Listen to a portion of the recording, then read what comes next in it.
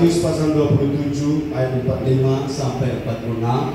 Mari kita berdiri bersama dan baru kita membacakannya. Matius 27 ayat 45. Matius 27 ayat 45 sampai 46. Yesus mati. Kira-kira mulai dari jam 12 ke 8 meliputi seluruh daerah itu sampai jam 3. Kira-kira jam 3 berserulah Yesus dengan suara nyaring, Eli, Eli lama sabachthani. Artinya, Allahku, Allahku, mengapa engkau meninggalkan aku? Haleluya, puji Tuhan, silakan duduk. Bapak Ibu saudara-saudara, saya mendapatkan, dan saudara tentu juga sudah tahu bahwa ada banyak ucapan Yesus saat Yesus ada di kayu salib. Tetapi yang dicatat oleh Alkitab paling kurang ada 7 yang sangat terkait dengan teladan Yesus. Yesus punya pribadi pada saat dia tergantung di kayu salib, pada saat dia ada di kayu yang kasar itu. Saudara, saya melihat, saya ingin saudara juga melihat ada teladan dari 7 perkataan Yesus di kayu salib yang berguna menolong kita, untuk kita bercermin, untuk kita belajar, untuk melihat bagaimana menjadi seperti Kristus. Menjadi seperti Kristus seperti yang dia ekspresikan ketika dia berada di kayu salib. Saudara-saudara, saudara yang ingin jadi seperti Kristus, lambaikan tangan. Haleluya. Ini satu perjuangan yang tidak mudah, tapi ini perjuangan yang diberkati oleh Tuhan. Perjuangan yang akan membuat saudara-saudara melihat, mengalami hidup yang berbeda dari apapun yang menjadi tujuan hidup orang lain. Orang lain pengen sukses, baik. Orang lain pengen diberkati secara materi, itu baik. Orang lain pengen berhasil dalam usaha, itu baik. Tapi kalau saudara dan saya rindu menjadi seperti Kristus, semua yang saya sebutkan di awal tadi akan sudah satu paket Tuhan sediakan bagi saudara dan saya. Inilah kerinduan kita. Dan bagaimana kita tahu? Dari mana kita tahu apa yang ada pada pribadi Yesus? Dari apa yang Yesus ucapkan? Bapak Ibu saudara-saudara, mari pegang satu poin ini. Apa yang keluar dari mulut kita, itu keluar dari hati kita. Apa yang keluar dari mulut kita selalu berasal dari hati kita. Nah, Yesus ngomong 7 kali dalam ayat-ayat yang akan saya bagikan. Dan ini adalah teladan bagaimana ia memberi diri, memberi contoh teladan untuk kita ikuti. Dia menjadi pattern atau dia menjadi pola bagaimana hidup berkemenangan. Lihat pada Yesus. Yang pertama, ucapan Yesus yang pertama, katakan yang pertama. Lukas 23 ayat 34. Dia ngomong sudah saat ada di kayu salib. Ini kondisi yang tidak mudah, kondisi yang tidak seperti kita. Saya tahu saudara-saudara, 23. Ini satu kondisi di mana Yesus, silakan. Yesus bicara ayat ini. Lukas 23 ayat 34, firman Tuhan. Yesus berkata, "Ya Bapa, ampunilah mereka, sebab mereka tidak tahu apa yang mereka perbuat." Dan mereka membuang undi untuk membagi pakaiannya. Haleluya. Haleluya. Haleluya. Saudara bergairah, haleluya. Saya lihat di Marco dan Saldi di daerah ber-AC, mereka tidak sesemangat tadi. Rupanya cocok kalau dia bawa di tanpa begini. Mereka jadi bergairah karena didukung oleh suasana. Saya percaya saudara, suasana hati kita tidak bergantung pada keadaan sekitar. Dan kita bersukacita bukan karena sesuatu dari luar, tapi sesuatu dari dalam. Nah, Yesus berkata, "Ya Bapa, ampunilah mereka, karena sebab mereka tidak tahu apa yang mereka perbuat." Saya tanya, apakah mereka tidak tahu mereka cambuk Yesus? Apakah mereka tidak tahu mereka meludahi Yesus? Tahu. Apakah mereka tidak tahu mereka memahkotai Yesus dengan mahkota duri dan memukulkannya dengan memukulkannya, dengan memukul, dengan menggunakan bambu atau bulu. Apakah mereka tidak tahu? Apakah mereka tidak tahu mereka menombak lambung Yesus dari bawah, kores sedikit, goncang ini lambung, bocor, keluar air dan darah. Apakah mereka tidak tahu? Tahu.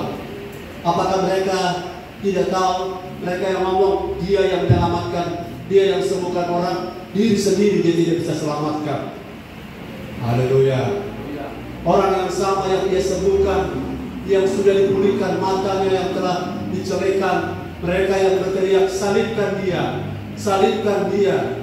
Mereka lebih memilih Barabas, si penjahat yang pemerkosa. Mereka memilih dia yang dibebaskan daripada Yesus yang telah membuat orang lumpuh berjalan, orang mati bangkit itu dibebaskan. Mereka bilang, biarkanlah darahnya tergantung ditanggung oleh anak-anak kami. Itu sebabnya Holocaust itu salah satu konsekuensi dari ucapan ini, ucapan dari orang-orang ini. Biarkanlah darahnya tertanggung pada kami dan pada anak cucu kami. Apakah mereka ngomong tanpa pengertian? Apakah mereka tidak tahu apa yang mereka perbuat? Atau mereka seperti zombie yang bergerak tanpa otak? Tapi lihat Bapa di sorga melalui Yesus kasih teladan kepada kita. Tidak semua saudara-saudara, tidak semua kita telah menjalani hidup yang baik-baik saja sampai hari ini kita ada. Saya percaya kalau kita ada hari ini bukan karena kita melewati hari-hari baik saja, tapi oleh karena Tuhan yang menyertai jalan dan menyertai langkah-langkah saudara. Seperti lagu yang kita nyanyikan terakhir, bila Tuhan kau tak bersertaku, jangan biarkan kami berjalan.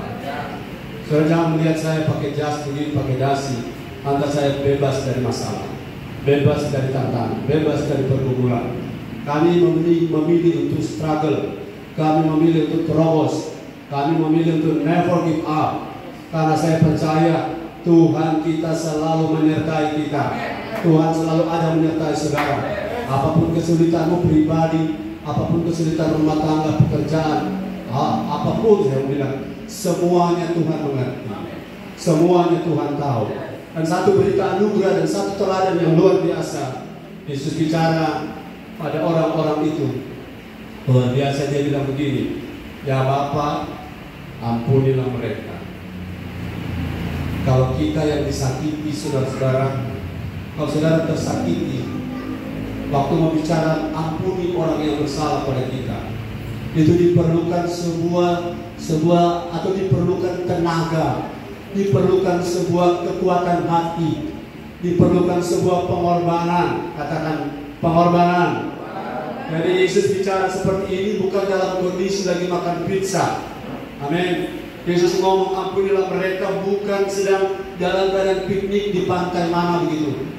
Yesus ngomong ampunilah mereka bukan sedang dilayani oleh seperti Maria yang memberikan minyak di kaki Yesus. Yesus ngomong ini bukan pada saat Yesus sedang disambut dengan Hosana, Mubaraklah. Ini tidak saudara-saudara. Yesus ngomong ini pada saat dia, saudara-saudara, sedang disiksa dengan bentuk penghukuman yang paling parah.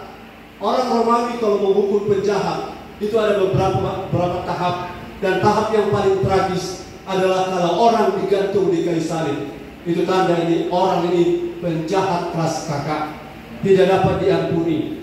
Kalau orang digantung di kayu salib, salib itu ada tiga bentuk. Ada yang huruf T, ada yang huruf T tanpa kepala, ada T yang cross, dan ada yang X, saudara-saudara. Nah, sebuah bentuk salib ini kalau disalib situ, saudara-saudara, siksanya luar biasa. Siksanya sangat luar biasa. Ibu Messi bilang siksa ini. DP rasa, saudara mau coba rasa? Luka di tubuh Yesus yang disebut bilur-bilur Yesus, cambuk ada 39 mata, ujungnya ada besi. Dan setiap kali algojo memukulkannya dalam The Passion, setiap kali algojo memukulkannya, mata-mata besi ini menancap di daging Yesus, dan kemudian tidak dicabut pelan-pelan, tetapi ditarik secara paksa oleh algojo, dan mereka tertawa. Apakah mereka tidak tahu apa yang mereka perbuat? Sampai darah Yesus menjadi seperti kolam dalam penyiksaan oleh tentara Romawi. Apakah mereka tidak tahu? Tapi Yesus dengan jiwa besar dia kasih teladan kepada saudara besar. Teladan apa penggembala? Teladan pengampunan. Katakan pengampunan. Saya merasa karena saya telah diampuni begitu besar, maka saya juga harus belajar pada teladan Yesus. Saudara yang diampuni 10.000 talenta, mengapa 100 dinar tidak diampuni? Saudara yang telah diampuni, saudara punya besar dosa seperti gunung seputar, mengapa hanya seperti gunung tumpah?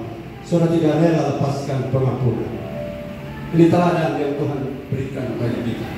Orang yang melepaskan pengampunan, hatinya damai sejahtera. Orang yang melepaskan pengampunan, hatinya ada sukacita. Kalau kita bertahan dengan sapa lebih kuat, sapa lebih keras, saudara-saudara, orang yang melukai kita akan lebih menyiksa kita. Amin. Mereka tidur enak, makan enak, kita tidur pun tak enak, sakit gigi jalan terus. Tapi hari ini kabar baiknya, teladan Yesus berikan, ampunilah mereka yang bersalah kepada saudara. Ampunilah siapapun. Yang paling repot saudara mengampuni orang dekat. Kalau orang jauh Osama bin Laden, dia buat sesuatu pada kita tidak terluka, bukan? Tapi kalau orang dekat, orang yang bertahun-tahun hidup dengan saudara, dan dia menyakiti saudara, betapa dalamnya sakit itu. Dan sakitnya itu bukan di sini. Tapi apapun itu, Tuhan bilang hari ini teladan yang luar biasa. Kalau kau menabur pengampunan, maka kau akan menuai anugerah. Haleluya. Kau menabur pengampunan, kau sendiri juga satu waktu akan diampuni. Karena ini adalah teladan yang luar biasa. Dan saya tangkap, ya Bapa, ampunilah dia, ampunilah mereka, ampunilah Uke, ampunilah No'u, ampunilah Amal, semuanya mereka ampuni karena mereka tahu, tapi mereka kadang pura-pura tidak tahu. Tapi katakanlah mereka tidak tahu, dan kita berjiwa besar. Haleluya. Pribadi Tuhan Yesus yang harus kita miliki, harus jadi milik kita ketika kita rindu menjadi seperti Dia.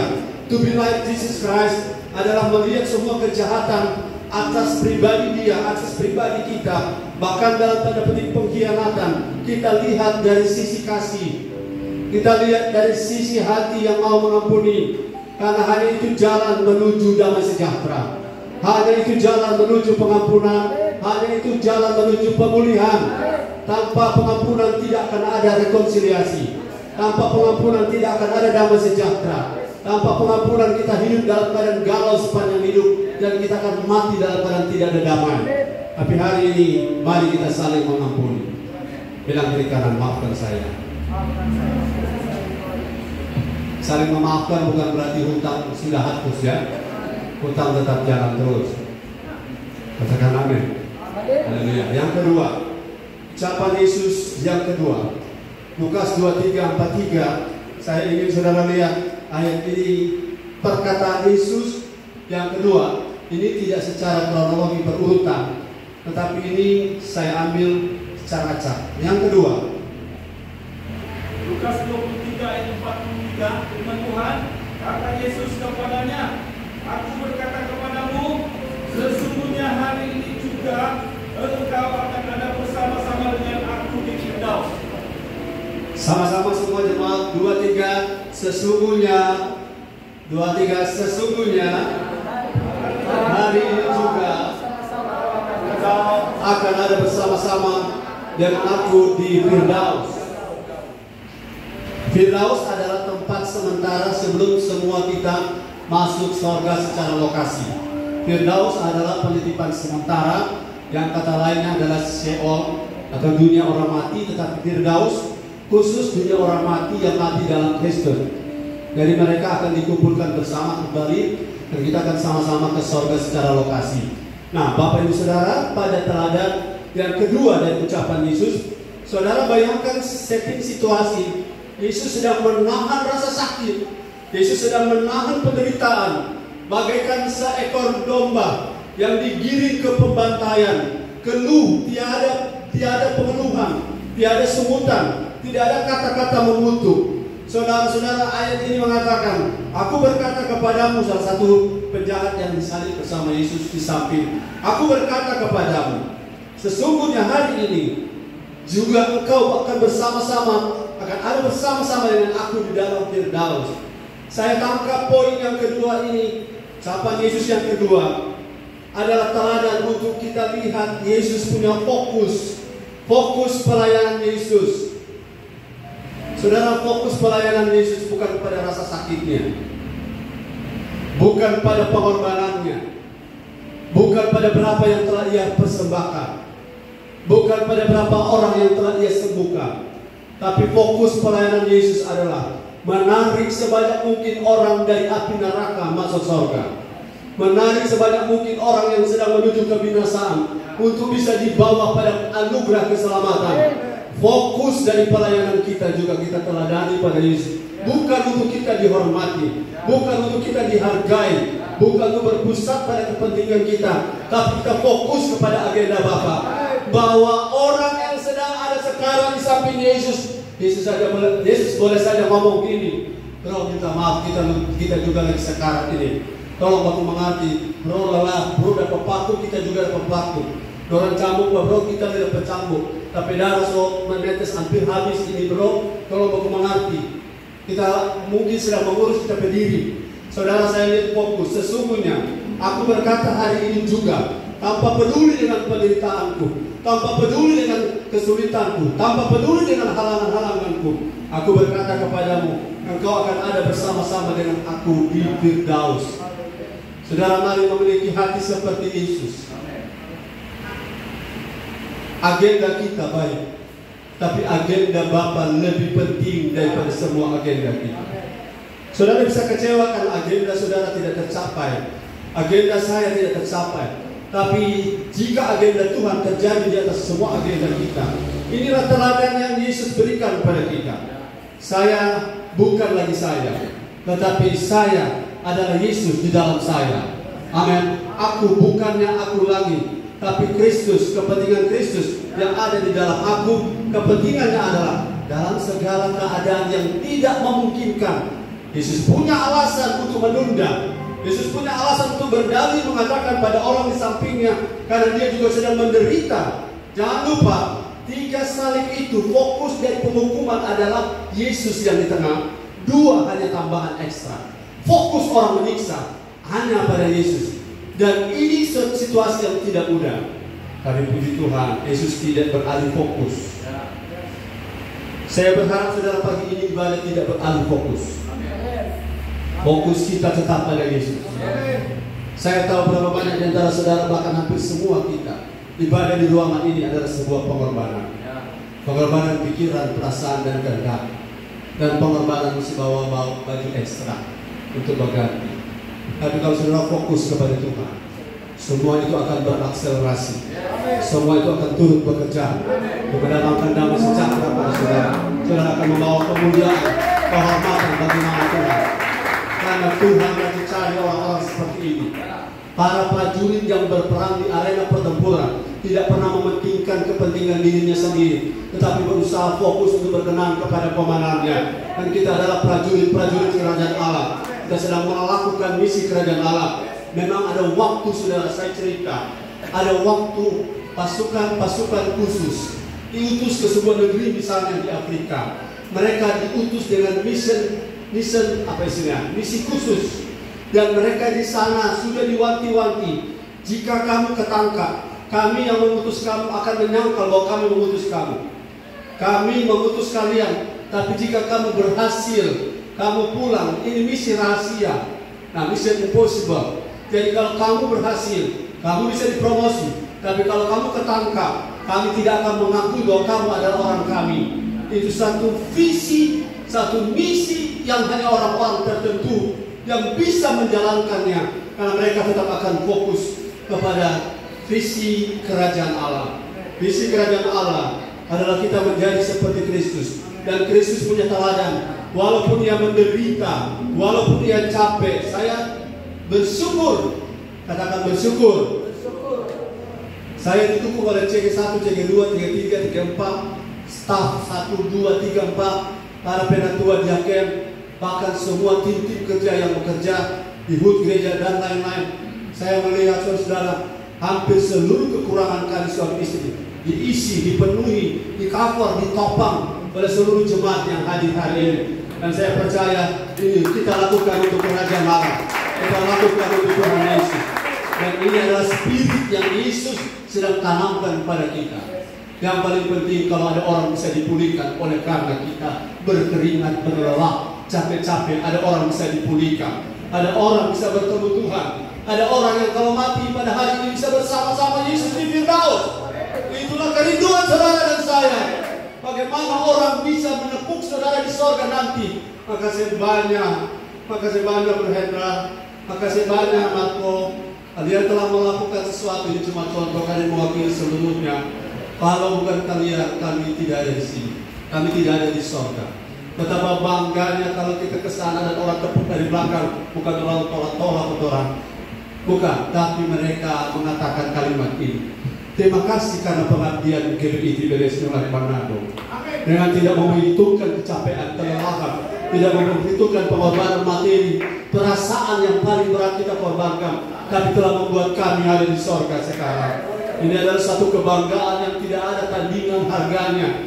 Karena kebanggaan yang seperti yang Yesus lakukan. Saudara, ada ayat yang sangat terkenal, Lukas 19 ayat 10. Saya tahu sudah kenal, dan saya kenal ayat ini. Coba baca Lukas 19. Ini visi Yesus. Lukas 19 ayat 10, firman Tuhan, sebab Anak Manusia datang untuk mencari dan menyelamatkan yang hilang.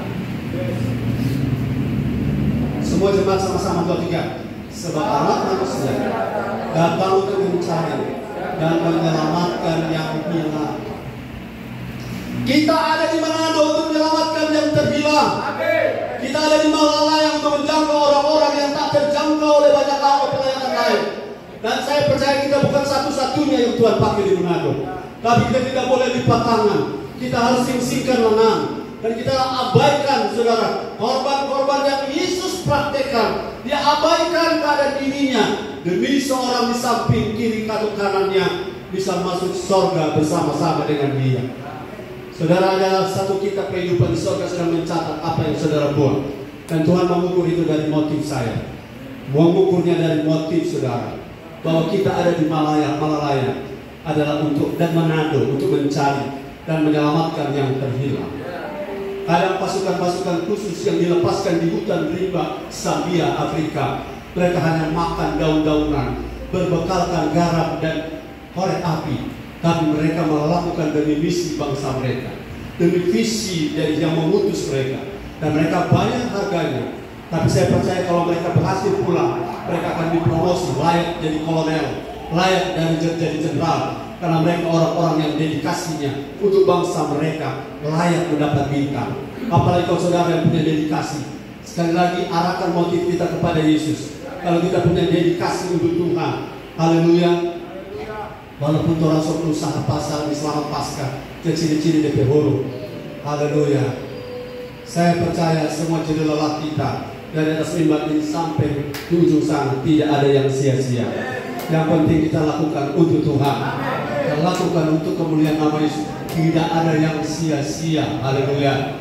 Saya percaya saudara semua tidak ada yang terkecuali. Belajar pada teladan, fokus pelayanan Yesus. Yang ketiga ini perlu saudara-saudara perenungan, karena saya juga kena dengan yang ketiga ini. Yohanes 19, 26-27. Perkataan Yesus yang ketiga ini. Teladan apa yang kita dapat dari pribadi Yesus?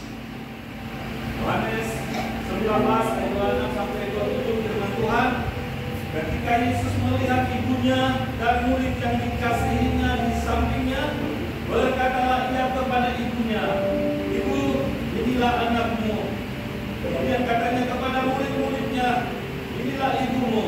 Dan sejak saat itu murid menerima dia di dalam rumahnya. Ayat ini menunjukkan hubungan Yesus dan Maria ibu.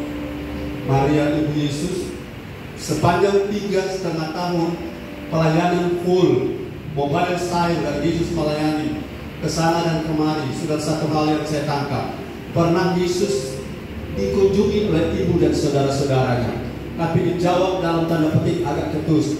ibu dan saudara-saudaraku adalah orang-orang yang mendengar dan melakukan firman, dan sepertinya mengabaikan ibunya sendiri. Tapi ayat ini membuktikan di hari dia mati, di hari dia di kayu salib, luar biasa.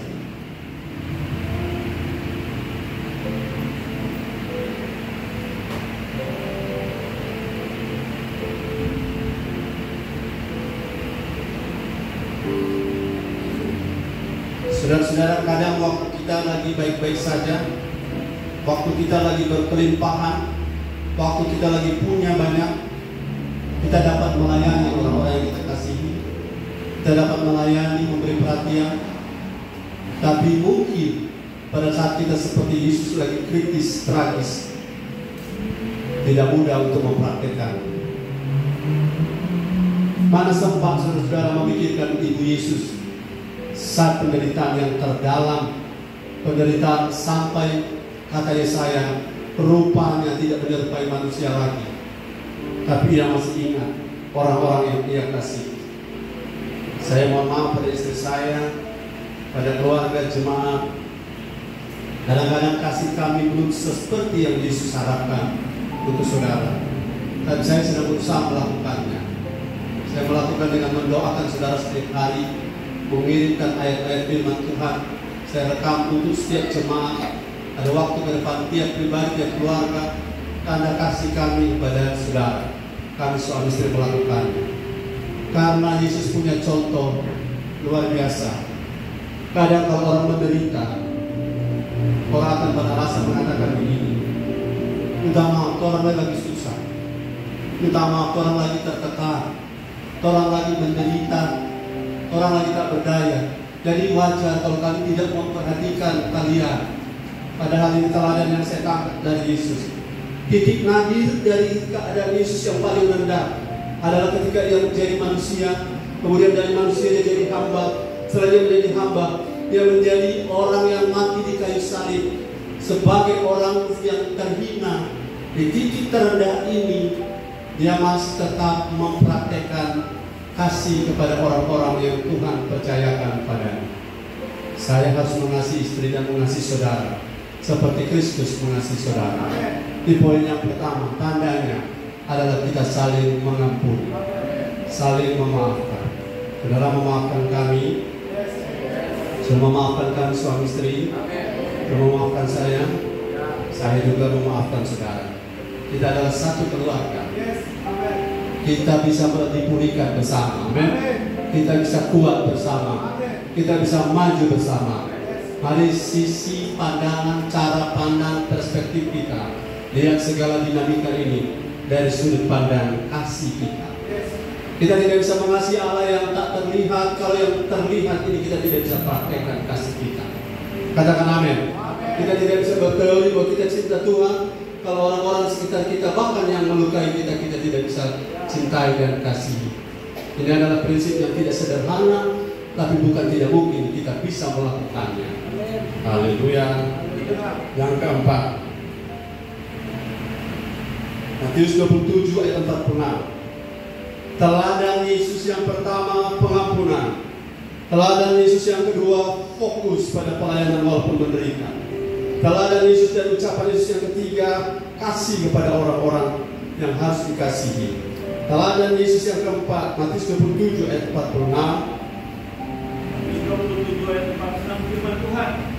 Kira-kira jam 3 berserulah Yesus dengan suara nyaring, Eli, Eli lama sabachthani. Ya. Artinya, Allahku, Allahku, kenapa engkau meninggalkan aku? Eloi dalam terjemahan lain Aram, ini bahasa Ibrani, Eli, Eli lama sabachthani. Dalam versi Aram, Eloi, Eloi lama sabachthani. Eloi lama sabachthani. Ya Bapa, mengapakah tinggalkan aku? Eloi, Eloi lama sabachthani. rintihan di bukit Golgota. Sekali lagi Eloi, Eloi lama sabachthani. Eloi, Eloi lama sabachthani. Ya Bapa, mengapa tinggalkan aku?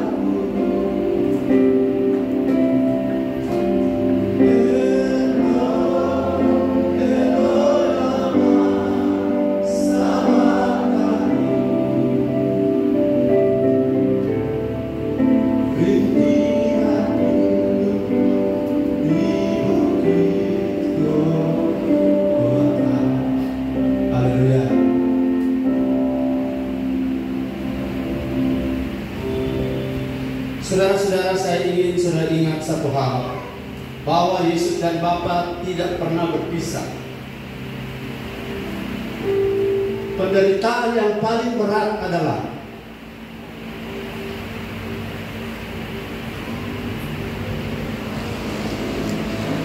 ketika seseorang terpisah dari Bapa. Penderitaan terberat bukan penyakit. Penderitaan terberat bukan tidak punya uang. Siksaan terberat dari kita sebenarnya adalah kalau kita putus hubungan dengan Tuhan, kalau kita jauh dari Tuhan. Inilah siksaan yang paling menyiksa. Saudara, kalau saudara terpisah dengan orang yang saudara kasihi, ini jiwa ini robek-robek dan perasaannya tidak seperti yang saudara bisa bayangkan. Kalau apa yang harusnya Grace Simon bilang benci tapi rindu, rindu tapi benci. Jadi kalau perasaan ini bercampur, saya tahu saudara tidak mudah menghadapinya. Saya ingatkan bahwa jangan lupa Yesus waktu dia ngomong Eloi, Eloi lama sabachthani. Ini bukan dalam konteks bahwa dia sedang berdiri sebagai Allah yang maha kuasa, maha tahu, maha hadir, tapi ia sedang dalam dimensi sisi kemanusiaannya 100%. Artinya apa yang saudara rasa, dia rasa. Apa yang saudara derita, ia derita. Apa yang saudara gumuli, ia telah pernah menggumulinya. Dan sebabnya ia layak menjadi imam besar kita. Dia menjadi pengantara di antara kita dan Bapa. Dan kalau dia bilang pada Bapa di sorga, Bapa, aku telah pernah menjadi seperti mereka. Dan aku tahu ketika mereka terpisah dari Bapa, rasanya yang seperti aku telah pernah rasa di sini. Haleluya.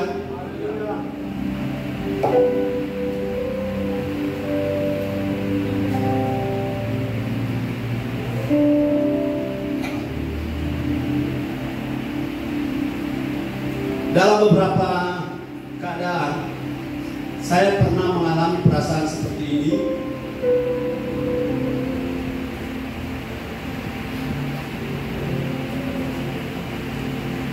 Rasa ditinggalkan itu pedih. Rasa ditinggalkan itu membuat suasana hati jadi kosong. Dan hati yang kosong membuat tawar hati. Tidak ada sukacita, tidak ada semangat, tidak ada gairah untuk melakukan apapun. Dan saya pernah alami waktu masih kecil. Dan saya rasa perasaan ini, rasanya saudara-saudara, untuk mengatasinya kita membutuhkan kekuatan dari luar kita. Kita membutuhkan kekuatan Tuhan. Dan saya ingin saudara tahu bahwa ketika Yesus berseru Eli, Eli lama sabachthani, sebenarnya dia sebagai Allah, dia boleh saja ngomong begini, ya Bapa, kau tahu saya juga maha kuasa, kau tahu saya juga bisa, Bapa juga tahu bahwa saya mampu sebagai Allah. Tapi Yesus ngomong sebagai manusia. Dan saya tangkap ini sebagai sesuatu. Sesuatu, katakan sesuatu. Sesuatu apa? Satu teladan. Yesus maha kuasa itu, Yesus yang maha hadir itu, Yesus yang maha tahu itu, ternyata ia mau terus bergantung kepada Bapa.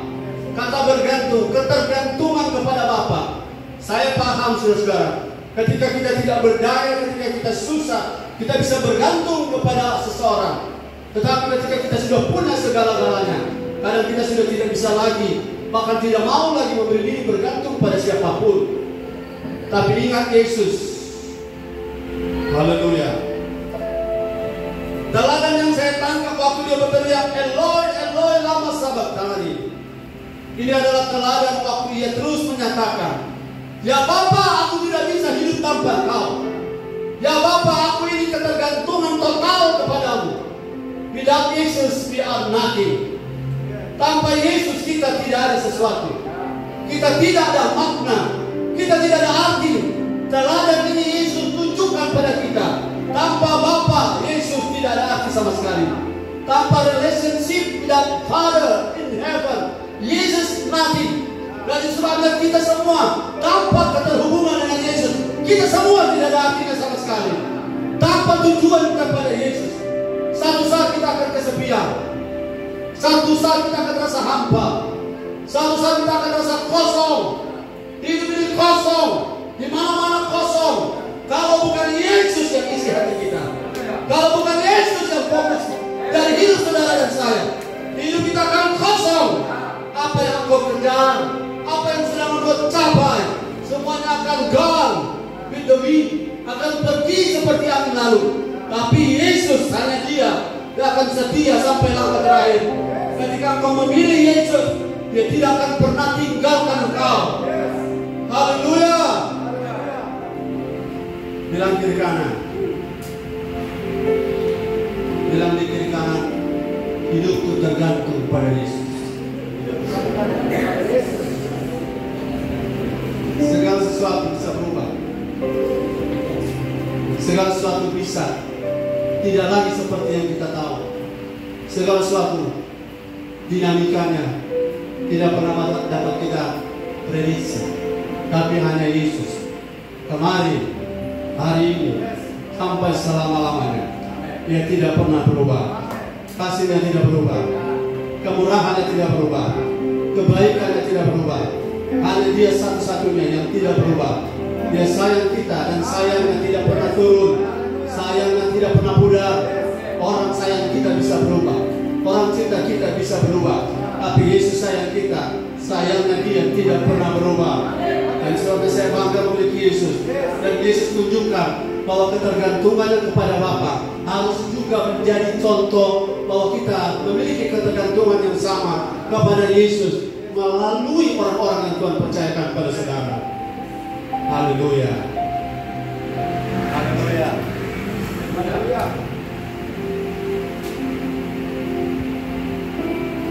Saudara mungkin bertanya, kenapa Bapa meninggalkan Yesus? Kenapa Bapa meninggalkan Yesus? Sebenarnya Bapa dan Yesus tidak pernah berpisah. Tidak pernah berpisah. Saya minta 3 orang datang ke depan. Pria, Oki, Andri, Sali.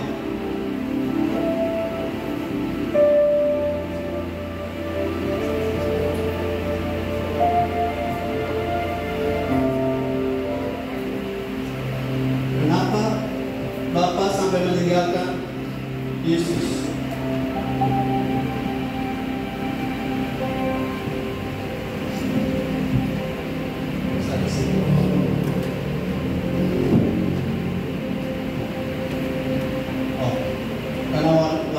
Sandi putih, maka Sandi ini Bapa di surga.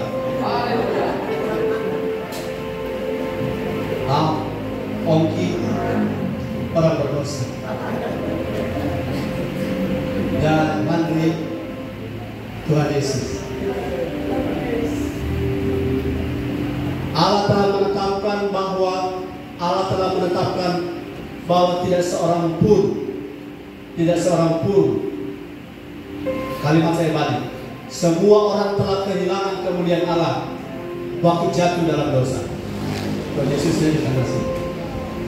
Nah, jadi Bapak di surga di sini dan Ongki mewakili kita. Ongki mewakili kita. Saya mencari alat sesuatu. besar. Kurang besar.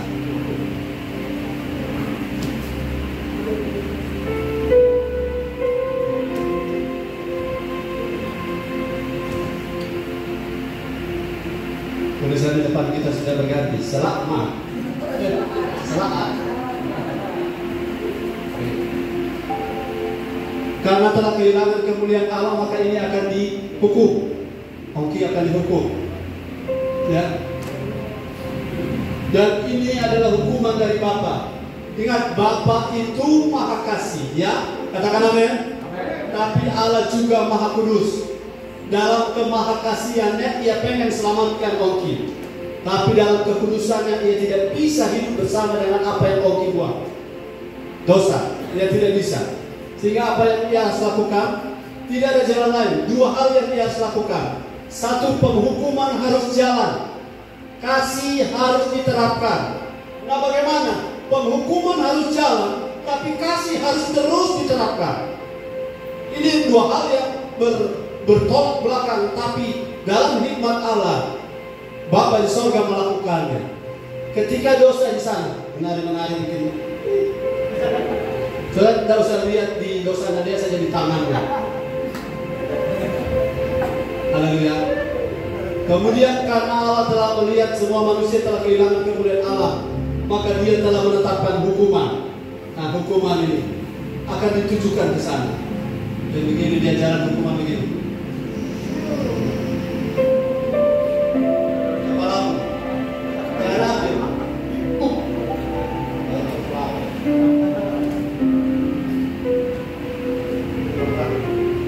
Hukuman dijalankan.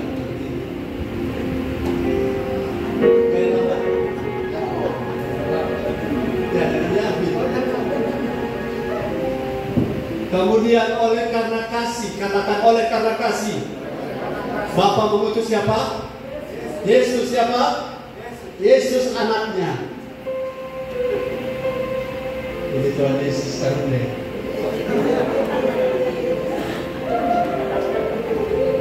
Anak-anak, ya, dan hukuman gak ada tuh jalan. Cepat, masih terlalu cepat. Kasih slow motion. Amin. Kasih setinggi-tingginya. Kalau kena langsung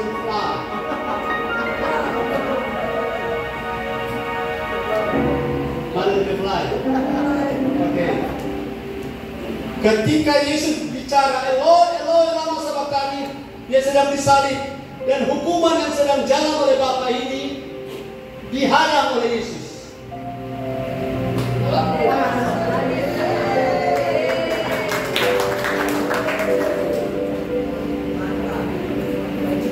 Jalan, hukuman melintang.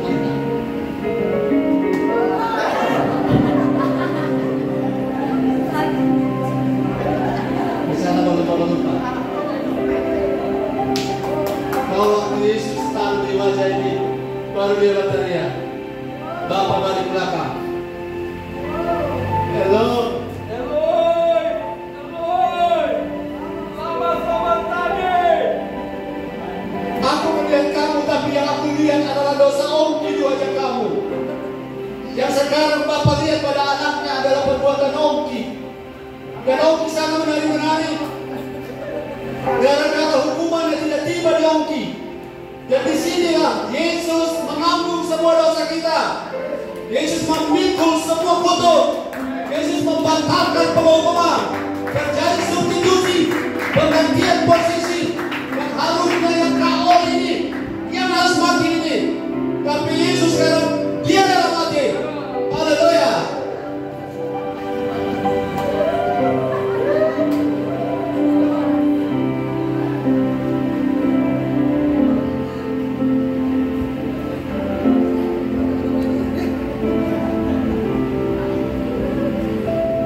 Tunggu dia bangun. Dan pada hari ketiga, haleluya, pada hari ketiga Yesus bangkit dari kubur. Haleluya. Puji Tuhan. Selamat kemenangan. Haleluya. Sekarang dapat kembali berpenuh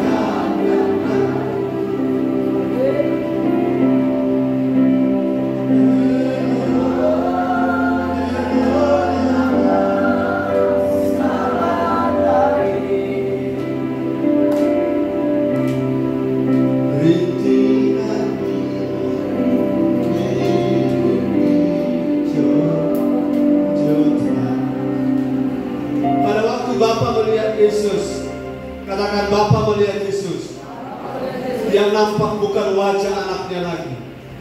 Waktu Bapa melihat Yesus, yang nampak bukan wajah dari Yesus yang Ia kasihi, tapi waktu Bapa melihat Yesus, yang nampak di wajah Yesus yang sudah tidak seperti manusia, saking menderitanya, yang nampak di wajah dari Yesus adalah pelanggaran-pelanggaran saudara, pelanggaran-pelanggaran saya. Dan yang Bapa lihat pada Yesus adalah semua beban kita, semua dosa kita, keletihan, kelesuan, ketakberdayaan kita ditanggungkan padanya. Dan Yesus menjadi tumbal, sehingga Yesus yang tidak layak mati, yang harusnya kita yang mati, Yesus di hari ini yang kita rayakan, Dia yang rela seperti domba digiring ke pembantaian, agar Israel di zaman Imam bisa dihapus dosanya setahun sekali. Tetapi Yesus sebagai domba, anak domba Allah, Dia menanggung dosa isi dunia, supaya setiap kita yang percaya kepadanya tidak binasa, melainkan beroleh hidup yang kekal. Karena Bapa puas dengan apa yang Yesus lakukan. Yesus rela beri dirinya, beri darahnya, beri hidupnya, supaya ketika semua tertanggung padanya, kita yang percaya padanya dibebaskan, kita yang percaya kepadanya dipulihkan, kita yang percaya kepadanya diangkat dari lumpur dosa, kita yang percaya pada Yesus oleh anugerah kita bisa ada bersama-sama dengan Dia di Firdaus nanti, di surga untuk selama-lamanya. Satu poin yang saya ingin bagikan, walaupun saya tidak selesai khotbah ini. Tuhan mau saudara-saudara hargai kasih karunia, hormati kasih karunia. Kita ada hari ini bisa melayani, kita ada hari ini bisa ada di altar hadirat Tuhan, kita bisa bergerak bernafas hari ini. Akan lebih hebat lagi kalau kita mati, kita pasti masuk surga. Semua karena darah Yesus, oleh karena pengorbanan Yesus, dan itu sudah terjadi. Tuhan Yesus bilang pada kalimat yang terakhir, sudah selesai. Mari kita dudukkan kepala. Darah-Mu Yesus, sucikan